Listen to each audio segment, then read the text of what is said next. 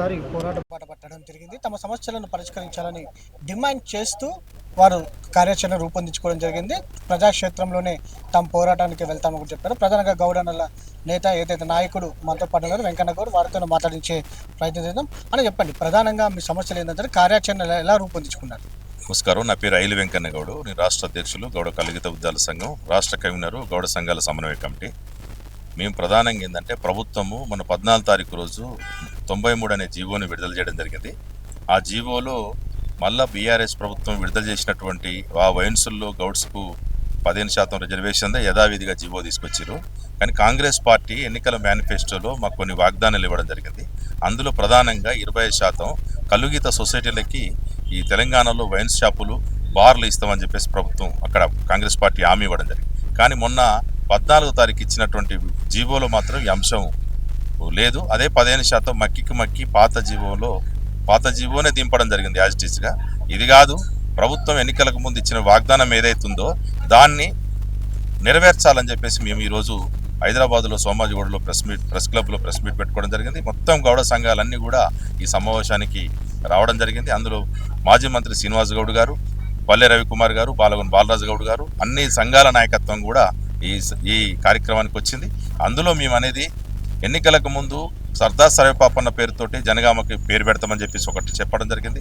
అదేవిధంగా 10 లక్షల రూపాయల ఎక్స్గ్రేషియో చెట్ల మీకు ఏర్పడి మరణించిన శాశ్వత వికలాంగులైన తాత్కాలిక వికలాంగులైనటువంటి గౌడ గీత వృత్తిదారులకి ఇస్తామని ప్రకటించడం జరిగింది. అదేవిధంగా ఈ వైన్ షాపులకు సంబంధించింది ఇవ్వడం జరిగింది. మొత్తం తెలంగాణలో ఉన్నటువంటి సర్దార్ సర్వేపాపన్న పేరుతోటి జనగామ జిల్లా కావచ్చు, వర్ధంతి జయంతులు కావచ్చు, ట్యాంక్ బండ్ విగ్రహం కావచ్చు, ఆత్మగౌరవ భవనం కావచ్చు, మరి 5,000 రూపాయల పెన్షన్ కావచ్చు, అనేక అంశాలు పెండింగ్లో ఉన్నటువంటి వాటి మీద ప్రభుత్వం ఇచ్చినటువంటి వాగ్దానాలు తక్షణమే కాంగ్రెస్ పార్టీ అమలు చేయాలని చెప్పి, లేని పక్షంలో మేము కార్యాచరణ కూడా రూపొందించుకోవడం జరిగింది.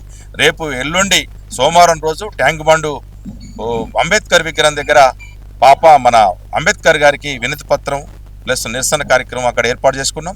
మళ్ళా 30 తారీఖు రోజు నందనవనంలో నీరా ప్రాజెక్టు ఎంతో పైలట్ ప్రాజెక్టుగా నిర్మిస్తున్నటువంటి కార్యక్రమం కుంటుబడి మూలబడిపోయినటువంటిది కాబట్టి దాన్ని కూడా వందలాది కార్లతోటి కారు ద్వారా ర్యాలీగా వెళ్ళి అక్కడి నుండి ఆనంద్ సర్దార్ సర్వేపప్పన్న పుట్టిన గ్రామం ఏదైతుందో ఆడ కిలాషపురంలో కూడా ఈ కార్యక్రమం, ఈ యాత్రలు, అదేవిధంగా సెప్టెంబర్లో ఒక మహాధర్నా, కమిషనర్ ఆఫీస్ ముట్టడి, ఇందిరా పార్క్ దగ్గర ధర్నా, జిల్లాల పర్యటన, అంతిమంగా లక్షలాది మందితోటి పెరేడ్ గ్రౌండా ఇంకేదన్నా సరునర్ గ్రౌండ్ లక్షలాది మందితోటి గౌడుల ఆత్మగౌరవ సభ కోసం కూడా ఈ యాక్షన్ ప్లాన్ తీసుకోవడం జరిగింది. మంత్రి పొన్నం ప్రభాకర్ కలవడం జరిగిందా? ఏమంటుంటే ప్రభుత్వ పెద్దలు కలిస్తే ఏమంటున్నారు?